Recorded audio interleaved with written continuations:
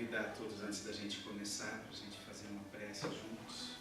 Aqueles que quiserem cerrar os olhos, nós vamos agradecer a Deus em primeiro lugar por essa oportunidade de estarmos aqui juntos mais uma vez, trabalhando com a palavra de Jesus, o seu Evangelho, e pedimos apenas ao Senhor que nos dê a força, que renove a nossa fé, a nossa perseverança, para que possamos colocar em prática os ensinamentos que o Evangelho nos traz, que nós coloquemos em prática no nosso dia a dia, através de ações, de pensamentos, das nossas preces, todo esse conhecimento fantástico que a doutrina nos traz, dos ensinamentos que Jesus nos deixou.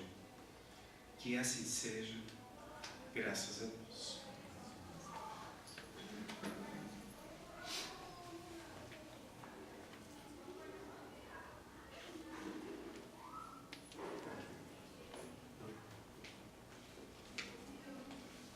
Bom, o tema dessa noite é falar sobre os limites e os gozos.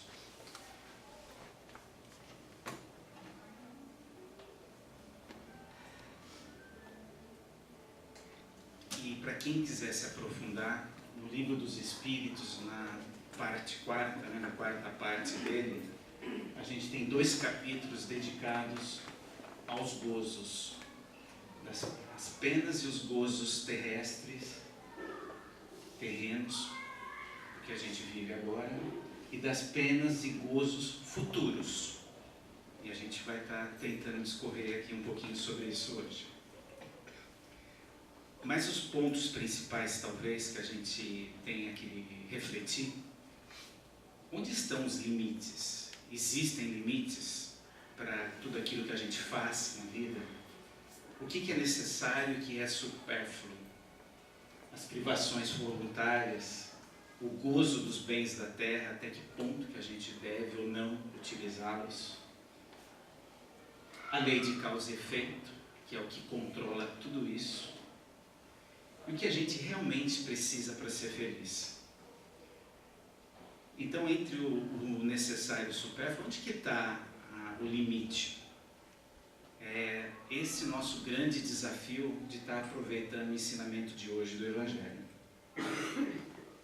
Nós temos de um lado os gozos que nos foram oferecidos por Deus para que a gente possa fazer uso dos recursos naturais que nos foram colocados.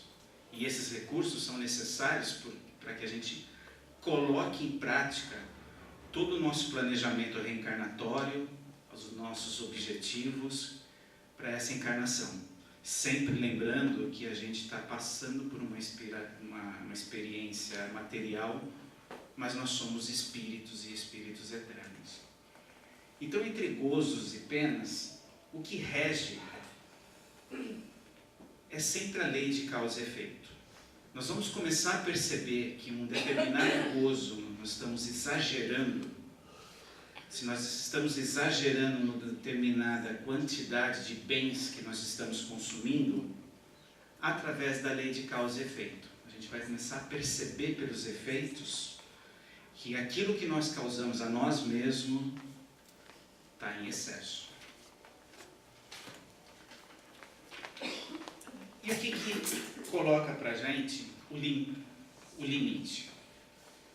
O que nos dá a diferença entre estar fazendo um bom uso daquilo que a gente tem, daquilo que a gente tem disponível para estar usufruindo durante essa encarnação, para que a gente não gere penas do ato do gozo dessas coisas? São os limites. E a gente tem que saber aonde estão os limites, para que a gente não gere penas. Então, se nós tivermos a consciência de utilizarmos dos recursos que nós temos para aproveitar essa encarnação para a evolução do nosso espírito, e sabendo quais são esses limites, aí, não tendo exagero, a gente vai evitar penas futuras. Por exemplo, Qual é o limite de um bolo de chocolate? Hora que acaba, né? É uma fatia? São duas fatias? Uma só. Depende. Depende, né? Depende da nossa fome, depende do nosso último exame de colesterol, triglicérides, etc. Depende do número de atividade física, né? Da quantidade de atividade física que a gente faz. Atletas têm necessidade, talvez, de um bolo inteiro. Aqueles que são mais sedentários, às vezes uma fatia já é muito, né? Então, se a gente tem vontade de degustar um bolo de chocolate inteiro, a gente tem que saber que nós precisamos trabalhar o nosso corpo para queimar aquelas calorias, para que elas não fiquem em excesso, porque ficando em excesso significa que nós passamos do limite, e passando do limite nós temos penas, ou temos karmas, depende da terminologia que a gente queira utilizar. Eu não jantei ainda, né? Não sei se vocês jantaram, mas um sanduíche desse, você come metade, é difícil, né? Então, às vezes, a decisão não está na quantidade que nós vamos consumir, e sim no que nós vamos consumir. Então, a gente nem entraria numa hamburgueria se a gente não pudesse, né? Se a gente tivesse o colesterol lá em cima, a gente tem que ter a consciência para não entrar aqui. Mas o que faz a gente não entrar aqui se a gente adora um hambúrguer? É louco por um hambúrguer. É a consciência. E é a consciência daquilo que vai vir depois. Exatamente isso. Essa consciência de onde estão os nossos limites que define a lei de causa e efeito para esse caso. Nós necessitamos de alimentos para poder manter o corpo físico, e nós necessitamos manter o corpo físico para que a gente coloque em prática o nosso planejamento reencarnatório, né? Reviver problemas que nós geramos lá no passado com determinadas pessoas, corrigir determinados posicionamentos, adquirir virtudes morais, deixar de lado os defeitos morais. Para que a gente trabalhe nesse sentido, a gente precisa do corpo, a gente precisa se relacionar com o mundo, e para isso a gente precisa comer, né? Obesidade já mata mais do que desnutrição, aponta a pesquisa. O que quer dizer isso? Será que a gente está exagerando, né? Aqui diz que em 2010 morreram 3 vezes mais pessoas por causas de obesidade do que de desnutrição. Então, é um claro sinal de que a gente tem exagerado na comida. Passamos do limite. E quais são as consequências? É desencarnar, às vezes, antes do prazo necessário para que a gente coloque em prática o nosso planejamento reencarnatório. Às vezes a gente planejou melhorar determinadas características do nosso espírito, determinadas virtudes morais, e para que a gente trabalhe isso, a gente precisa de um certo tempo e um determinado nível de atividades. Mas se eu me entrego lá para o hambúrguer, para o bolo de chocolate, e começo a ter problemas com o meu corpo físico, que, aliás, os problemas do corpo físico são impressos no perispírito. Às vezes, temos consequências nessa encarnação, desencarnando antes do período que dê para a gente complementar as tarefas para as quais a gente veio até aqui. E, além disso, ainda leva uma dívida com algo impresso no perispírito para o próximo, né? Então, às vezes, quando a gente passa demais do limite, a gente já desencarna com dívidas impressas no perispírito. Então, conhecer o limite e trabalhar até esse limite, que às vezes não é fácil, porque a comida, por exemplo, nos traz prazer. Quando a gente tem algum outro problema na nossa vida, que a gente não está trabalhando de maneira adequada, muita gente recorre à geladeira como o solucionador do problema. Já ouviram isso, né? Tem algum problema psicológico, psiquiátrico, etc. E a gente vai lá e afoga as mágoas na geladeira. Então, nós estamos, além de não estarmos trabalhando um determinado problema, a gente cria um outro problema. Aí é duplo o problema, né? Ocorre para os dois lados. Consumismo. Será que a gente consome demais? Será que a gente tem coisa demais em casa? Toda vez que a gente se propõe, às vezes é uma vez por ano, né? Aliás, nessa época, né? Que muita gente incentiva a doação, as doações, a gente para em frente aos nossos armários, guarda-roupas, etc. A gente começa a tirar coisas lá que a gente nem lembrava que tinha. E nem lembra quando comprou, onde comprou e por que comprou. Está lá. Deteriorando porque a matéria vai se transformando, né? De repente aquela blusa já não, a gente nem usou, talvez nem sirva mais para alguma outra pessoa. As traças já comeram metade dela. Então, o consumismo é outro tema que a gente tem que se preocupar e muito com a nossa evolução espiritual.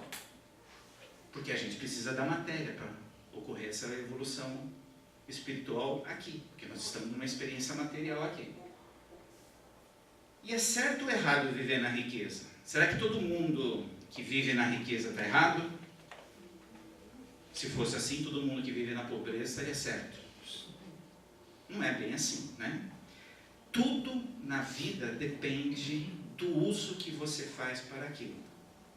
Se você veio para cá cumprir um determinado plano, e geralmente os nossos planos é a evolução moral.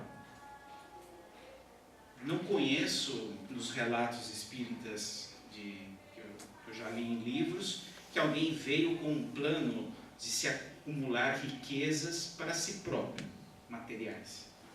A gente vem com os planos, via de regra, para acumular riquezas espirituais, que essa sim nós vamos estar carregando no pós-túmulo, né? No desencarne na passada.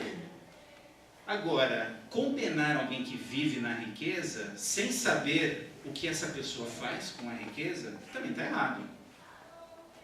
A gente tem notícias aí de alguns dos homens mais ricos do mundo que criaram fundações que doam bilhões de dólares.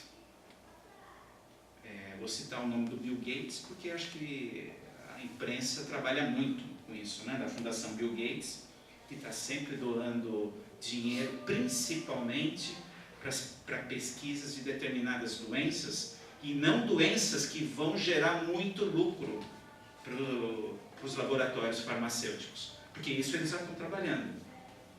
As doenças que eles sabem que vão poder vender muito, eles já estão trabalhando. Agora, aquelas doenças que os nossos queridos irmãos da África, por exemplo, da África mais pobre, os grandes laboratórios não estão muito preocupados, porque mesmo que eles consigam um determinado remédio, uma vacina, uma cura para aquela doença, os coitadinhos não vão poder pagar aquilo que eles querem receber.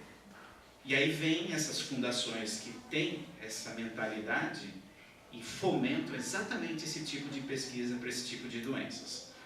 Então, desconfio, claro, não conheço a vida de Bill Gates, não conheço, mas como eu utilizei ele como exemplo aqui, desconfio que ele esteja aplicando bem o dinheiro dele.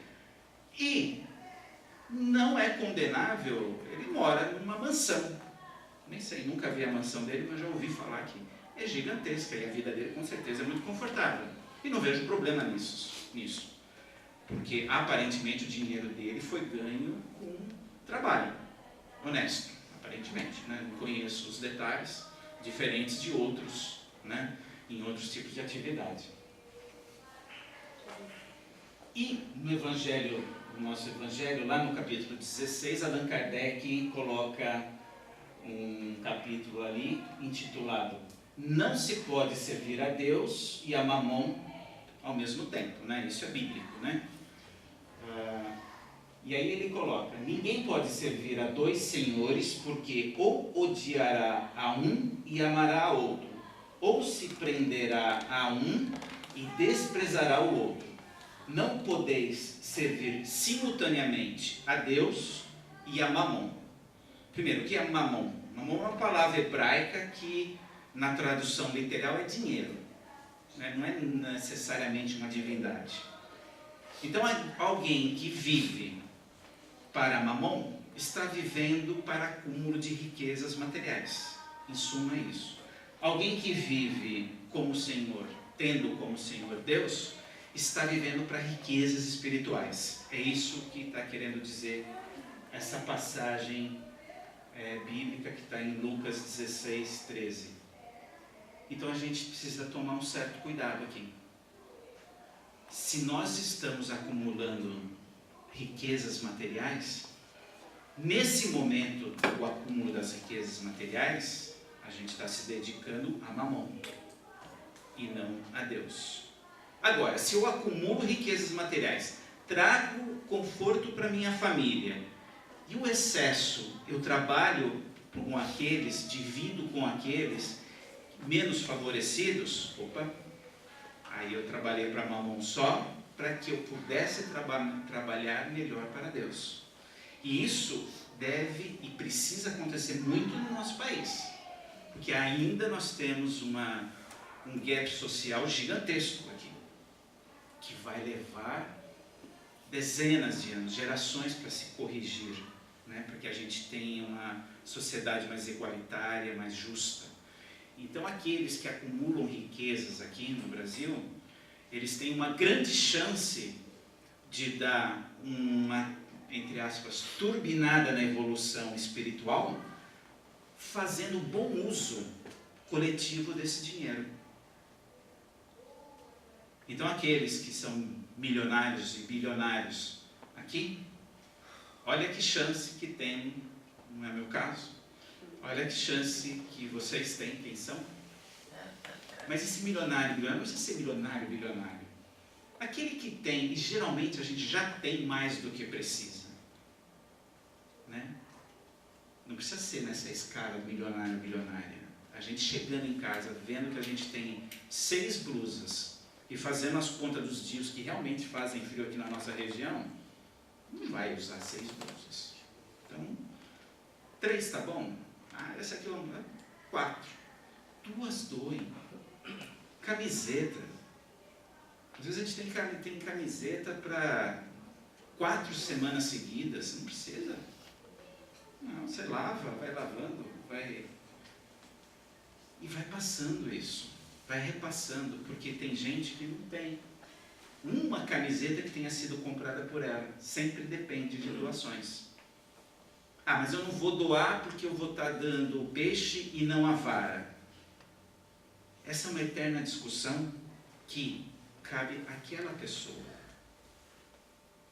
Né? Se ela vai fazer bom uso ou não daquilo, vai caber aí é dela. Se ela vai pegar aquelas doações e vai vender para trocar por drogas, nós fizemos a nossa parte. Então a gente não tem que ficar julgando se a gente vai doar e o que vai acontecer com essa doação. Eu já tive essa experiência, nós temos uma atividade voluntária em Salto, de doação de alimentos, que há uns anos atrás, no dia da doação de alimentos, primeiro foram catalogadas, né? A gente pediu para uma igreja de um bairro pobre lá de Salto catalogar, listar as famílias mais necessitadas, porque era uma igreja dentro da comunidade, conhecia muito bem, e passaram para nós essa lista. Só que na hora de entregar, claramente a gente via que não eram pessoas que necessitavam, né? A gente via pelos carros que elas estavam dirigindo e chegavam, pelo de certo desprezo com a qual ela pegava. Eram poucos casos, graças a Deus, né? E aí? Vamos fazer de novo no ano que vem e ter que enfrentar tudo isso daí? Vamos. Vamos, porque aqueles que precisavam, com certeza fizeram bom uso, né? Mas que dá um pontinho de raiva, né? Ver alguém se aproveitando, dá, né? Mas enfim, de novo, fez uso demais dos recursos materiais, a lei de causa e efeito vai estar sempre presente. E aqui a gente pode ver que nós estamos exagerando demais da coisa. Lá em 1900, todos os recursos que o planeta gerava eram consumidos. Ou seja, a nossa conta era zerada no final do ano. O que tinha disponibilizado pelo planeta, nós consumíamos. No começo dos anos 2000, a gente já começou a consumir mais do que o planeta nos oferecia anualmente. Hoje, 2018, a conta é mais ou menos 1,8. Ou seja, nós consumimos, a nível global, 80% a mais do que o planeta nos oferece. Para aqueles que gostam mais das coisas científicas, isso é chamado de pegada ecológica, né? Biocapacidade é o que o planeta nos oferece. E pegada ecológica é aquilo que a gente consome. Então nós estamos claramente já no vermelho. A gente já está no cheque especial, no cartão rotativo. Nós já estamos devendo. Porque não existem dois planetas, só existe um. Só que nós estamos consumindo a reserva futura, que isso vai acontecer o quê? Vai chegar uma hora que vai faltar. Nós já consumimos o estoque futuro. Vai chegar lá no futuro, se a gente não mudar os nossos hábitos de consumo, vão começar a faltar coisas. E já estão faltando coisas que a gente não percebe no dia a dia, porque o ser humano tem que ser criativo de estar substituindo materiais. Um exemplo prático é o cobre. O cobre está cada vez mais caro porque ele está cada vez mais escasso. Por sorte, o alumínio tem substituído mais ou menos o cobre. Mas vai chegar um dia que o alumínio também vai ficar caro. E a gente precisa começar a prestar atenção nessas coisas no nosso dia a dia. Erotização. Uso da energia sexual. Esse é um exemplo crítico, porque famílias são destruídas pelo mau uso da energia sexual. Planejamentos reencarnatórios são jogados na lata do lixo por mau uso de energia sexual, porque é uma energia extremamente poderosa. O prazer gerado momentâneo é grande. E se nós não soubermos qual é o limite, e aqui é difícil, ainda mais nos dias de hoje, com a oferta de sites na internet oferecendo o encontro entre pessoas que têm o mesmo interesse, né? Está cada vez maior. Eu sou casado já há mais de 20 anos, então eu não sei direito, mas eu escuto os jovens que saem na noite dizendo que é extremamente fácil ter relacionamentos no plural em cada noite. E às vezes falam de 2, 3, 4. No tempo não era assim, né? Então os que são mais jovens ou têm filhos, um alerta muito grande, porque está se usando a energia sexual de maneira muito errada hoje em dia. E as relações sexuais, quais são as penas do mau uso dela? Qualquer relação sexual deixa marca no perispírito e no corpo físico. São laços muito fortes, já que é uma energia poderosíssima, né? Que podem desencadear boas ou más consequências. Quando a gente faz o bom uso, a boa consequência é aquela felicidade de chegar em casa e se encontrar com um cônjuge. É uma felicidade que, confesso a vocês que eu tenho todos os dias, é insubstituível. Agora, aquele que chega em casa e fala, vou ter que passar a noite com essa pessoa, sendo que eu tenho a A, a B, a C, outras pessoas, Aí começa o grande problema. Aí vem as más consequências. Relações sexuais desregradas podem transformar-se em doenças, problemas para se engravidar e impotência. Às vezes a gente vê, isso é muito comum hoje em dia, tem casais cada vez mais com mais dificuldades para ter filhos, né? E tem razões biológicas para isso. Estão deixando para ter filhos cada vez mais tarde, em função das carreiras, né, do desenvolvimento profissional, aí deixam para ter filhos mais tarde e estatisticamente, biologicamente, quanto mais tarde, mais difícil fica, porque existe um período ótimo, vamos dizer assim, da fertilidade feminina, da fertilidade do homem, né? A própria idade dos óvulos, que as mulheres já nascem com os óvulos todos ali. Quanto mais velhos vão ficando os óvulos, menos aptos eles estão para reprodução. E a mesma coisa acontece com os homens, com os espermatozoides. Então, existe um período ótimo, né? Que é relativamente jovem, né? Algo aí, talvez, entre 18 e 30 anos. E muita gente se forma com 22, 23 anos, vai fazer uma pós-graduação, vai entrar numa empresa, etc, etc, começa a subir rápido na empresa, a hora que vê está com 30, 33 anos, pode estar casado até já, mas fala, puxa, mas se eu tiver um filho agora, como é que eu vou conseguir aquela promoção daquele cargo alto que exige uma disponibilidade para a empresa enorme, que eu vou ter que viajar muito, e como é que eu vou fazer? Então, isso tem gerado problemas para engravidar. Agora, isso são razões biológicas, são decisões do casal. Mas quando você começa a fazer mau uso da energia sexual, você começa a acumular energias negativas nos órgãos sexuais. Os relatos de espíritos sobre pessoas encarnadas, né? Espíritos encarnados que têm o hábito do mau uso da energia sexual, eles descrevem os órgãos sexuais como purulentos, como se tivesse pus. Eles falam que, olha, eu olhando para as pessoas que têm mau uso, é preta, é negra em volta dos órgãos sexuais.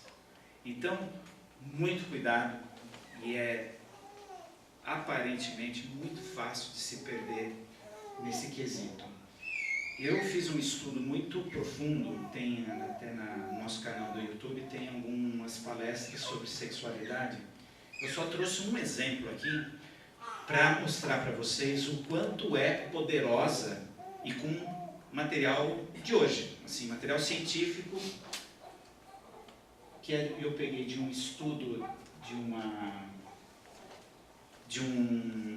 instituição ligada à Igreja Batista nos Estados Unidos, que estudou durante um período, se eu não me engano, de 8 ou 10 anos, a vida de atores pornográficos. E para o nosso exemplo, eu acho que cabe muito bem, né? Porque os atores pornográficos são públicos e notoriamente fazem mau uso da energia sexual, né? Acho que ninguém tem dúvida aqui.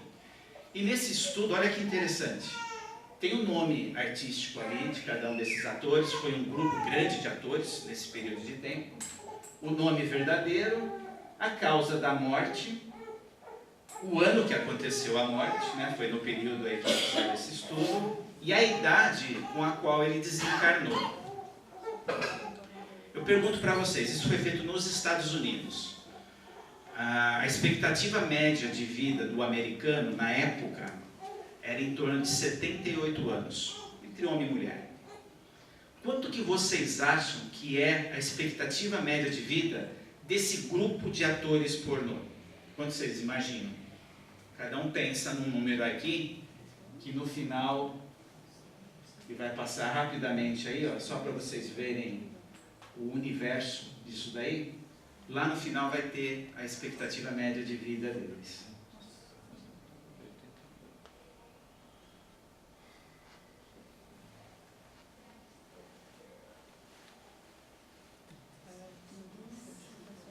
Menos da metade. E Claro, foi muito rápido ali, vocês viram vários AIDS, né? Mas muito suicídio, muita overdose, muitos homicídios. O que é isso? É o envolvimento que aquelas relações que aparentemente para eles como profissionais são inocentes, são profissionais, não tem nenhuma ligação afetiva, etc. Mas é o uso da energia. Melhor ainda, o mau uso da energia. E é uma prova que não precisa de muito conhecimento, né, para a gente ver que realmente traz problemas. E o que a gente precisa para viver?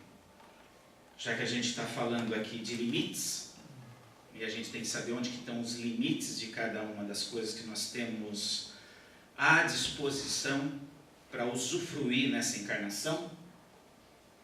Algumas dicas. Acho que não existe uma receita, né, para cada pessoa, para cada planejamento reencarnatório. Vão precisar de mais de uma outra coisa ou outra, né? Por exemplo, família. Será que é necessário todos terem uma família para colocar em prática o planejamento reencarnatório?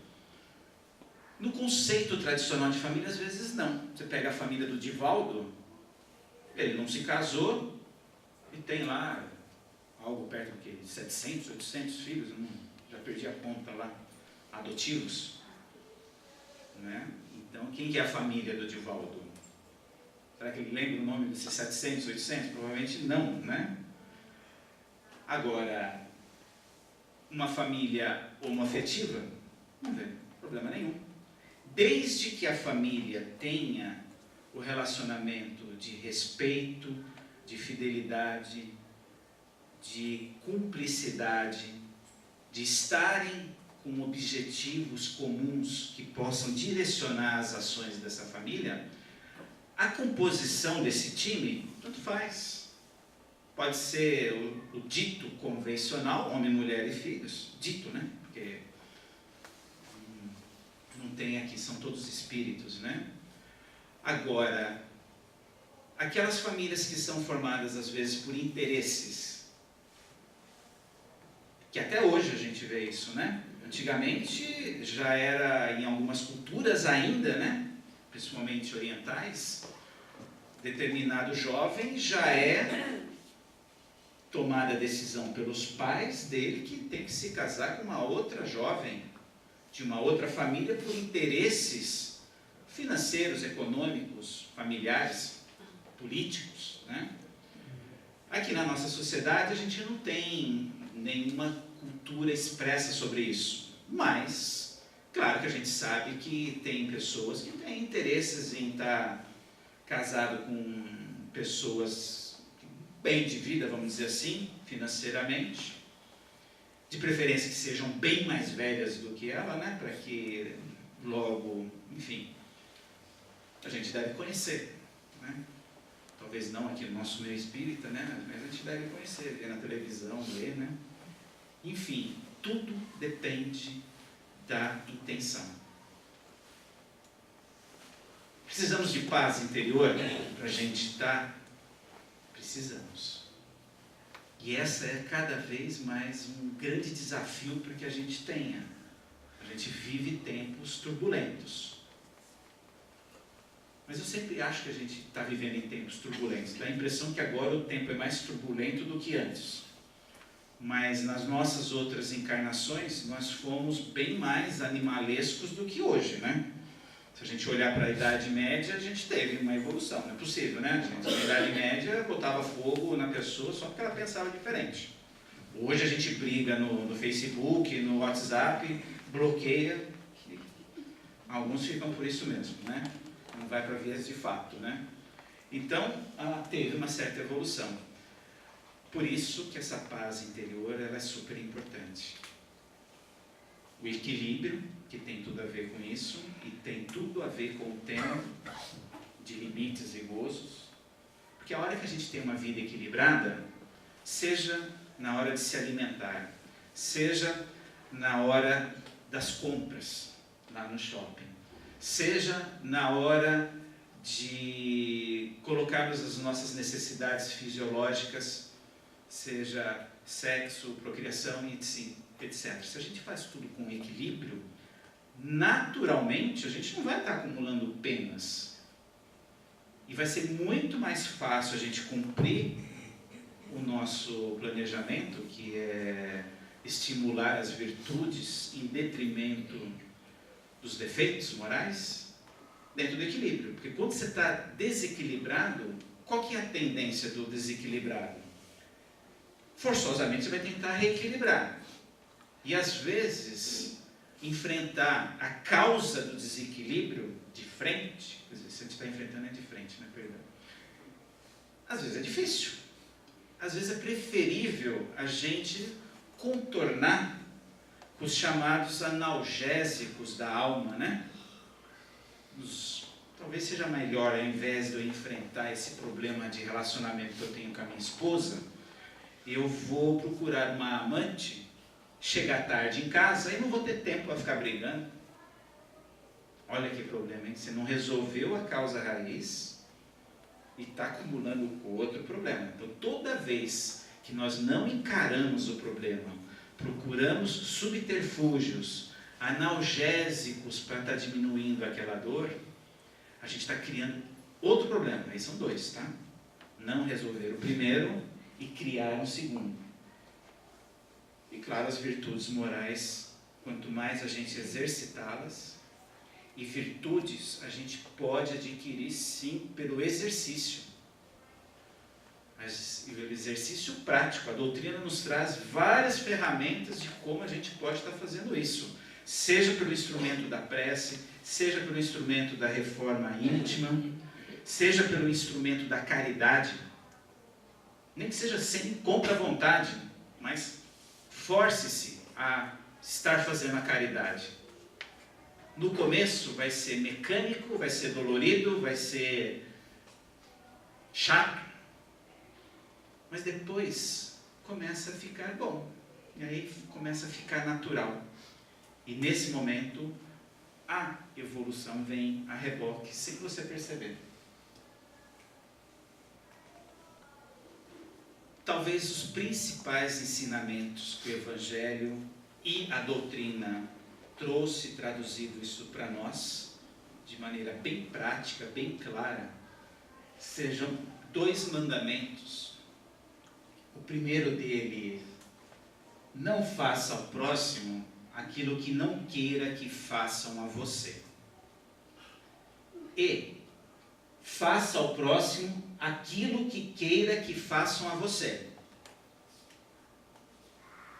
São parecidas as frases? Só que elas têm uma diferença muito importante para a gente prestar atenção. Não faça ao próximo aquilo que não queira que façam a você. Nos tempos que antecederam Jesus, era um grande ponto de evolução. Porque ali era tudo no dente por dente, olho por olho. E ninguém gosta que alguém venha e tire seu dente ou tire seu olho. Então eu não vou tirar o dente do outro, nem o olho do outro, porque eu não quero que tire o meu. Já foi uma grande evolução. Aí Jesus veio e colocou a lei de amor para nós. Para a gente entender um pedaço da lei de amor, ele colocou esse ensinamento. Faça ao próximo aquilo que queira que façam a você. O que a gente quer que façam para nós? Coisas boas. A gente quer ser bem tratado, a gente quer ser respeitado, bajulado, né? Às vezes, né? Faz mal, né? Um pouquinho. A gente quer ser bem tratado. Então, trate bem. Olha que coisa fantástica, né? Parece tão óbvio, mas está nas nossas mãos ser bem tratado. Então a gente não precisa ter medo de uma pessoa desconhecida, de um novo trabalho, um novo grupo de trabalho que a gente vai ter. Será que as pessoas vão me tratar bem? Ué, trate-as bem. Claro que aqueles que são mais tímidos, mais reservados, que têm muitos problemas consigo próprio, etc., talvez demorem para te tratar bem, porque eles têm tantos problemas antes de você, para resolver, mas trate bem. Pronto, não precisa ter medo, né? A gente não precisa ter medo de viver. A gente tem que colocar em prática aquilo que nos trouxeram como ensinamento. Então, de um quadradinho para o outro, nós precisamos agir. O primeiro quadradinho é passivo. Eu vou ficar quietinho no meu canto que eu não vou fazer mal para ninguém. O segundo, eu tenho que sair de casa. Não tem jeito. Eu tenho que colocar a mão na massa. Eu preciso tirar de mim coisas boas. Mesmo que eu acho que eu não tenha, né? Eu vou ter que achar, tenho que procurar. E se não tem mesmo, crie. Comece a criar. Porque é isso que eu vou ter que oferecer para poder receber aquilo que eu quero de volta. Uma passagem da Bíblia fala sobre os mornos, né? Aquele que é morno.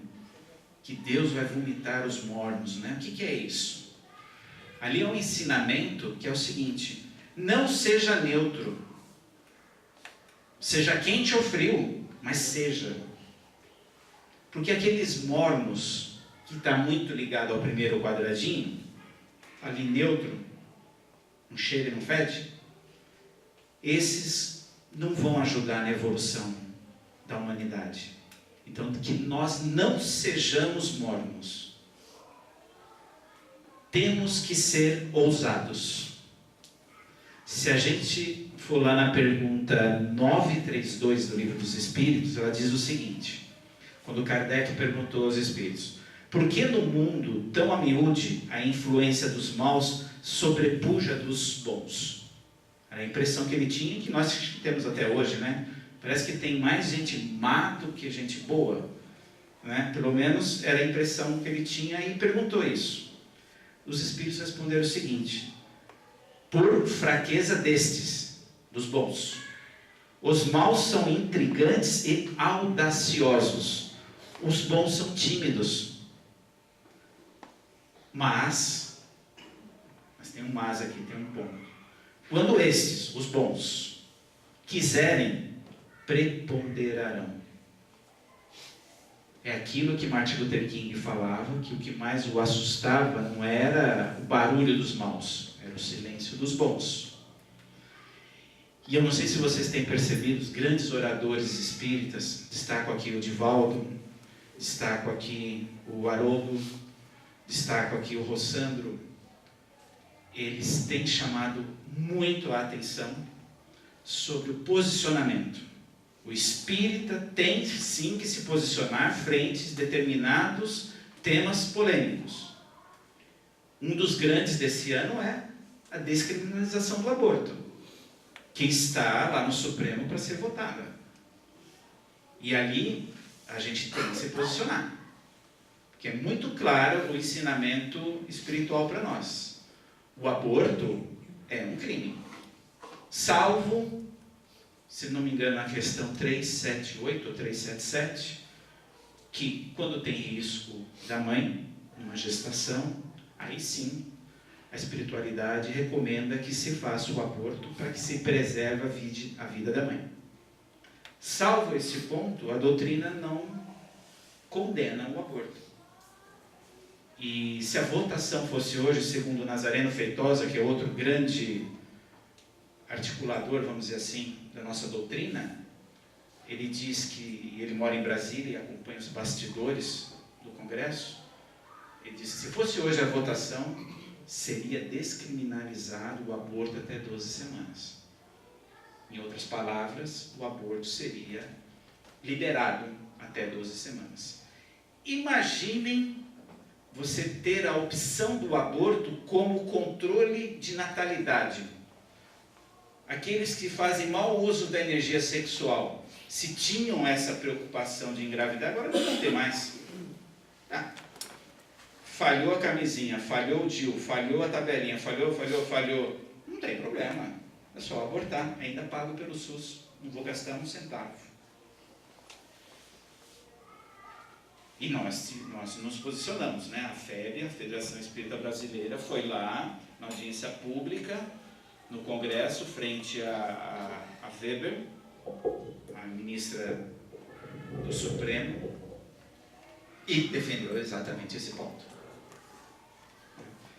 e outros pontos polêmicos que a gente tem, né? Então, fica aqui esse convite para que a gente se posicione nas nossas questões, principalmente de evolução, de maneira prática, colocando limites nos nossos gozos para que a gente não se perca dentro do prazer deles e gere penas futuras, e que a gente tem que se posicionar, sim, frente a questões mais polêmicas fora de casa. Agir, não ser morno, e nós temos que ser mais ousados. Porque é aí que nós vamos estar colaborando com a nossa sociedade.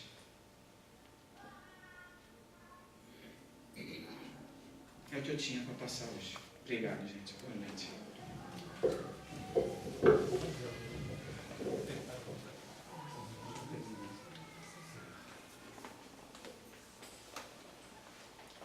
Como prece final, novamente agradecendo a Deus por essa oportunidade, que Ele possa nos dar a força de colocar em prática os ensinamentos que o Evangelho nos trouxe nessa noite, que possamos fazer uma revisão de tudo aquilo que estamos fazendo hoje em relação à nossa própria evolução e em relação ao outro. Que a gente possa ter a coragem, a audácia necessária para que a gente corrija aquilo que esteja errado. Que a gente tenha a força necessária para corrigir o mau uso de tudo aquilo que nos é oferecido nessa encarnação. Que a gente possa voltar ao equilíbrio, caso não tenhamos o perdido. E a gente sabe, Senhor, que para isso a gente precisa trabalhar muito, e para isso que a gente pede a sua força, a sua presença. E nós sabemos, para que tenhamos a presença dos amigos espirituais, dos nossos mentores no nosso dia a dia, nós temos que estar abertos, um canal aberto a eles. E a melhor maneira da gente manter esse canal aberto é ter os bons pensamentos. E os bons pensamentos, geralmente, eles vêm junto com as boas ações. Então, que possamos agir no nosso dia a dia de maneira correta, para que a gente tenha essa ajuda espiritual para nós. Que Deus proteja a todos, um bom retorno para casa, tenham um ótimo final de semana. Obrigado pela presença.